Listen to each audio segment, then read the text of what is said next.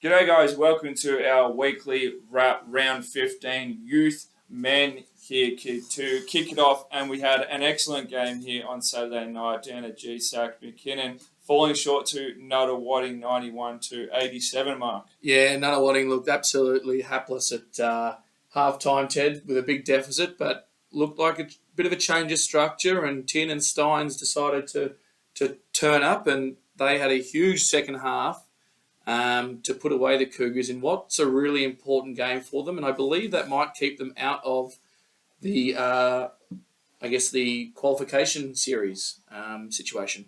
Yeah, correct. Tina been struggling with an injury for quite a number of weeks, so it was good to have him back on court, absolutely. And then we saw him on the TV the next day handing over the jersey We certainly did.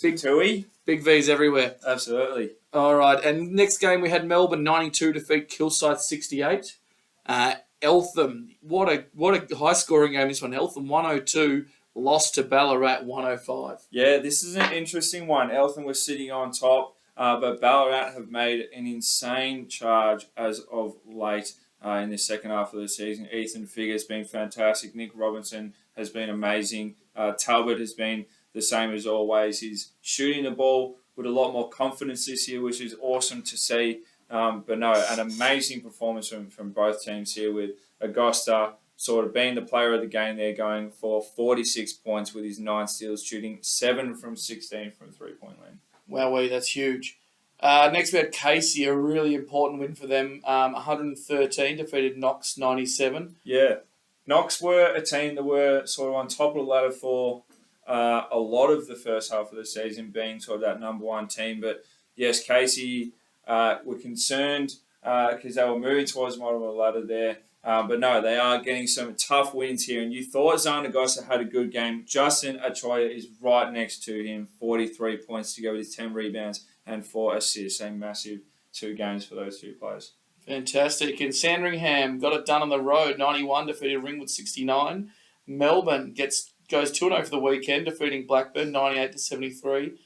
Diamond Valley, an important win, 103 to Waverley 86. Yeah, it was definitely an important win there. Diamond Valley holding on to 4th position there. Polesman had a very good game, averaging in the mid-20s for the last sort of month almost, you could say, being the dominant player there. They've got Jesse McIntosh, who's now on the line, who's made quite a difference in their lineup and style of play. But no, very, very important game for Diamond Valley. They're Waverley now struggling in this back half of the season, looking like a possibility that they might fall into this grading process. So they've got some big games ahead of themselves. Yeah, I think Diamond Valley have just, consolidated themselves at 4th, which is looking good too. So Danny Nong, 90, defeated Frankston 88 in an absolute ripper of a game, Ted. Yeah, absolutely. This was a big game for Frankston. I'm sure they would have loved to have gotten this win there. Danny Nong have sort of bounced back after a bit of an awkward sort of series as of late.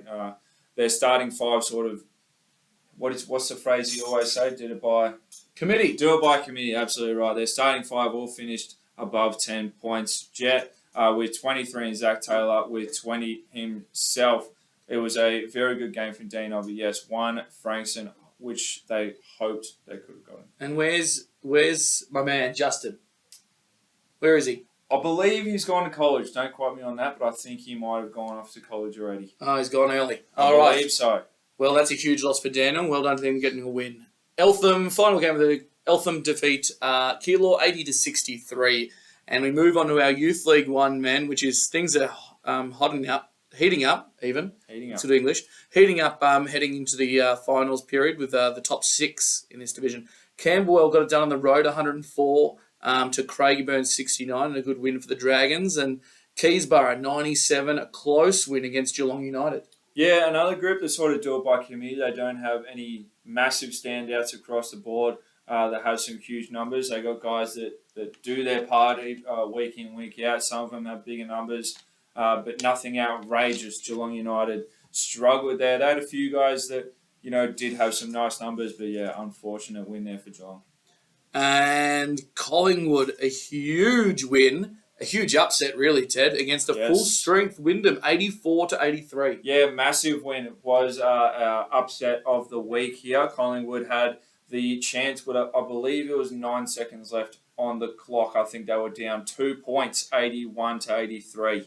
It was a massive shot from the corner, which gave them the 1 point lead. Lockie Madden goes back. Lockie Madden, there it was, off a late rotation from Wyndham, off I believe it was a Joe Brazier drive, who collapsed the paint to then find the corner 3. Joe Brazier finding himself on the starting 5 with 21 points to go with his 9 rebounds and 5 assists. A huge game for Collingwood. Well done to them. And Wyndham bounced back in a big way on Sunday with going 121 to Bendigo's 58. Yeah, absolutely. It was Anthony Prestia went off for 26 points, shooting 8 from 15 from three-point land. Fantastic game from him.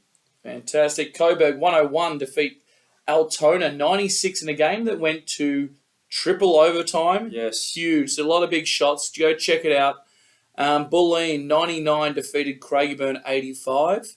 And final game of the round was Hume, a 10-point win over Sherbrooke, 80-70. Yeah, this was Elijah Taylor had a very nice game. Went for 23 points. Corey Fittis, just again a dominant guy in this league who is just someone who can do it all in Champman as well. But 14 points to go with his 18 rebounds himself. Sherbrooke just fallen short there. Dylan Johnson went for 21 and 9. Jacob Bergdoggett had a quieter game here, just unable to find the bottom of the net. 3 from 15 from the field to finish with just his 8 points. Excellent. Thank you, Ted. And we're on to our Youth League 2, men. And wow, what a weekend of results this one was. A few upsets and seems to be a late push for finals coming from a couple.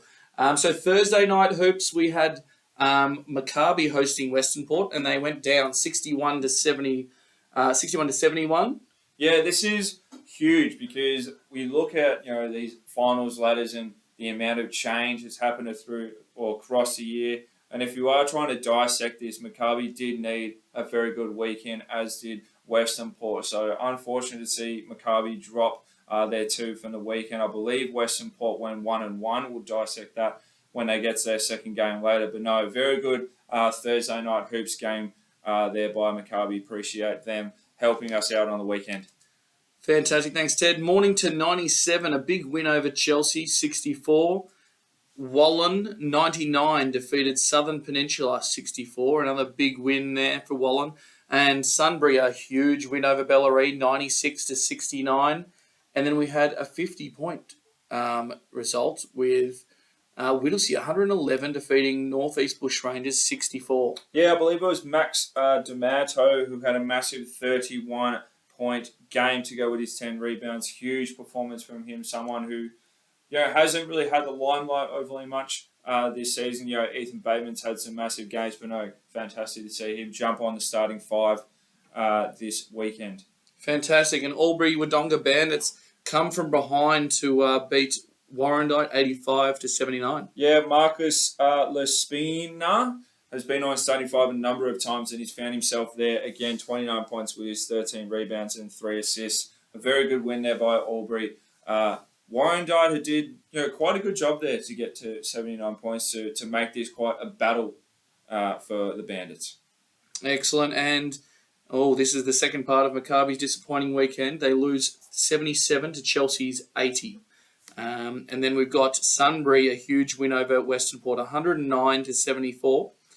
Yeah, this was a good one here. Owen Stevens with a quieter game, 13 points. Zach Martinez went for 20, shooting 7-11 from the field. Again, a team who has quite a number of scorers who can get it done. Their starting 5 all went for over 10 points.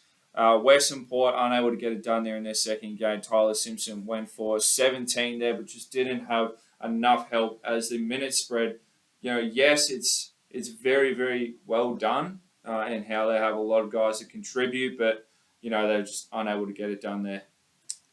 And then we're going to get through the last couple here. Surf Coast 91 defeated Bellarine 65, a rough weekend for Bellarine.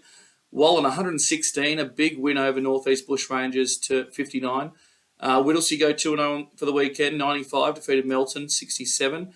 And Pakenham, a really important win, 91 defeated Melbourne Uni 87 as they push towards finals. Fantastic. That'll be all for us today. Keep it locked. See you later.